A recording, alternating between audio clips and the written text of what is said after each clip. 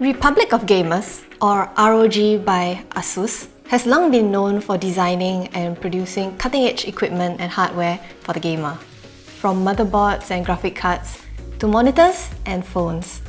Today, we'll be looking at the ROG gaming peripherals, the ROG CLAYMORE II, the ROG GLADIUS III, and the ROG STRIX GO 2.4. As I was looking at the box, I was wondering how I was going to be able to fit this whole keyboard on my table and play games comfortably because the box looked really long. But when I unboxed it, I was pleasantly surprised that I could use the keyboard in different configurations, including a 10-keyless setup. So the numpad attaches and detaches to both sides of the keyboard based on what your preferred setup is. For me, I have the numpad on the right side when I'm doing work and non-gaming computer things. And when I need more space for my mouse on the desk, like when I'm gaming, I remove the numpad. The keyboard goes seamlessly from wired to wireless mode with a switch to toggle between the two. And I tried both modes in-game with no tangible difference to the performance. The ROG CLAYMORE II is the epitome of what a gamer's keyboard should look and feel like. It uses an optical mechanical switch which has 4 corner latches, making each key press stable and wobble-free, which is very unlike many of the other keyboards which I've used that only have one center latch in the middle. The actuation and travel distance is linear and swift and has perfect rebound feedback. If I were to describe it in one word, it would be responsive. Of course, it has RGB lighting with indicators for the battery life, an anodized feel aluminum alloy top cover, and programmable media keys. I would say I'm quite a mouse snob, and I'm very particular about the shape and feel of the mice I use. I've only really used and liked about 3 different mice in my whole life, even though I've tried a huge array of them. So to be honest, I wasn't expecting much from the ROG GLADIUS III. At first look, it's a standard optical sensor asymmetrical right-handed gaming mouse with 2 additional side buttons, RGB lighting, a braided cable, and a DPI changing button.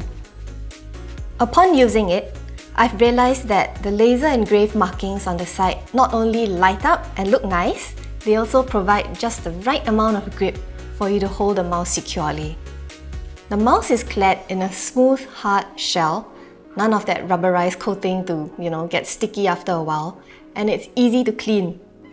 Because of how light it felt, I kind of expected it to feel low quality with parts that weren't fitted together properly.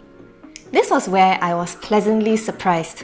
All the parts and joints were secure, and none of them moved or squeaked in a way that they weren't supposed to.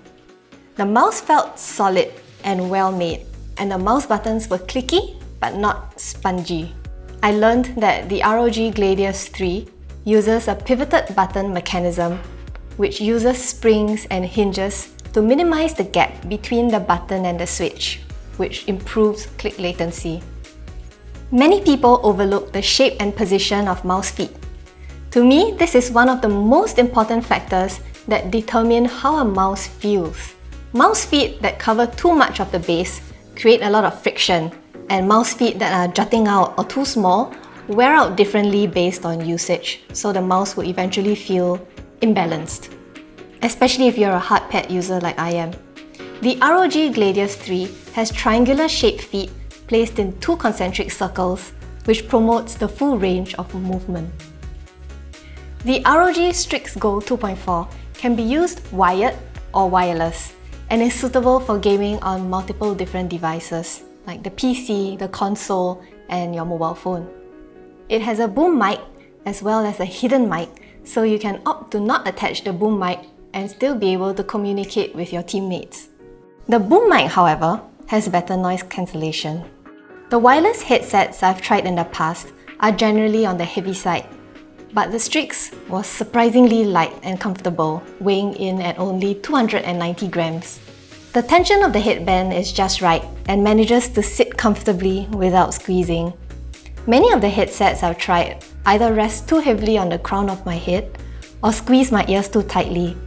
This one seems to have a very good balance of both so that neither stands out as uncomfortable. It does get a little hot to wear after a few hours, but that's expected of all closed-cup earphones.